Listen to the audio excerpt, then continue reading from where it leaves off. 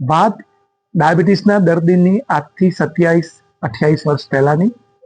શંભુભાઈ પટેલ એમનું નામ, અને 40 યુનિટ ઇન્સ્યુલિન લે, જોડે ડાયાબિટીસ અને બ્લડ પ્રેશરની દવાઓ પણ ચાલુ, અને એક ડાયટ પ્લાન આપી દીધો. નિયમિત રીતે અમારા સેશનમાં એ વખતે એક્સરસાઇઝ ચાલતી એમાં આવ્યા, અને એમણે એમની જીવન પદ્ધતિ બદલી. એમનું જે 103 કિલો જેવું વજન હતું એ એમણે 3 કે 4 મહિનામાં ઘટાડીને 88 કે 89 કિલો સુધી લાવી દીધું. મૂળ વાત ડાયાબિટીસની છે.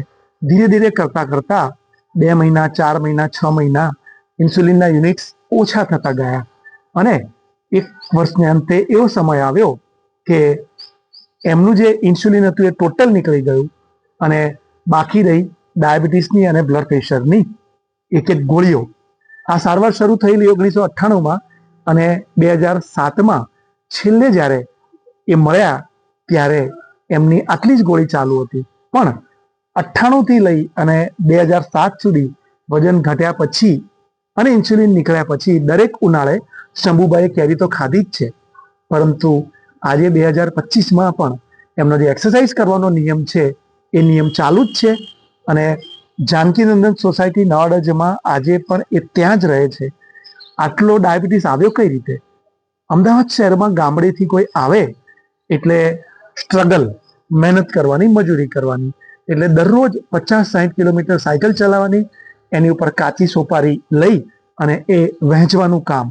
જ્યારે અમદાવાદ આટલું વિકસિત નહોતું, પરંતુ ભૂખ તો લાગે ને, અને જે મહેનત કશ હોય એની ભૂખ વધારે હોય. તો અવેલેબલ વસ્તુ અમદાવાદમાં હોય ભજીયા, અને રાજકોટમાં હોય ગાંઠિયા. તો અઠવાડિયામાં 2 કે 3 વાર તો એવું બને કે એક સાથે સળંગ 1 કિલો ભજીયા નાસ્તામાં પૂરા થઈ જાય.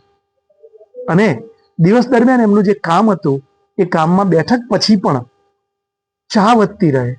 એટલે સમય એવો આવ્યો કે અઠવાડિયામાં 2 થી 3 વાર 1-1 કિલો ભજીયા જાય, અને રોજની આશરે 60 થી 70 કપ ચા, હા, કોઈને આપે, સાથે પોતે પીવે. એટલે ચા અને ભજીયાને કારણે શરીર એક એવી સિસ્ટમમાં આવી ગયું કે ધીરે ધીરે પેન્ક્રિયાસ, લીવર અને પાચન તંત્ર જોખમમાં આવી ગયું, અને શરીરમાં મેદ નહોતો વધ્યો, અપચો વધેલો. એ એમણે એવી મહેનત કરીને કાઢ્યો. એ તો બહુ નાની વાત છે, પરંતુ એ આસન પટ્ટો લઈ અને પ્રગતિનગરના બગીચામાં નિયમિત જવાનો એનો કાર્યક્રમ ચાલુ જ રહ્યો.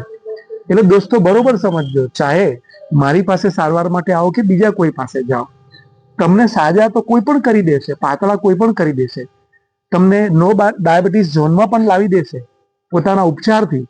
પરંતુ તમે તમારા ઘેર જ્યારે પાછા જાઓ છો તો તમારું એ જ જૂનું મન લઈને જો ગયા તો તમે હતા ત્યાંના ત્યાં.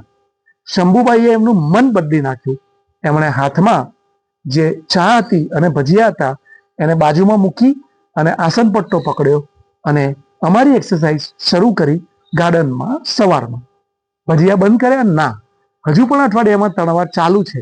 1 કિલો નહીં, 100 ગ્રામ. અને ચા ઓછી કરી છે. ચા, કેરી, ભજીયા, ગાંઠિયા એ આપણા જીવનનો એક અભિન્ન અંગ છે. દરેક દેશમાં એમનો એક ખોરાક હોય છે જે માણસને ગમતો હોય છે, પરંતુ કોઈ એક ખોરાકથી માણસ બીમાર નથી પડતો. એ ખોરાકના અતિરેકથી, ઉજાગરાના અતિરેકથી, કામના વધારે કલાકોથી બીમાર પડે છે.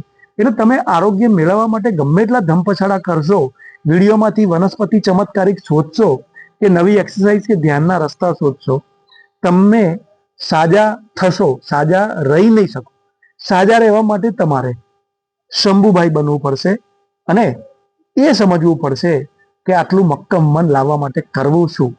એટલે જે શ્રેયા દીદી કહે છે, બીકે શ્રેયા, લગન હોવી જોઈએ કંઈ પણ કરવાની.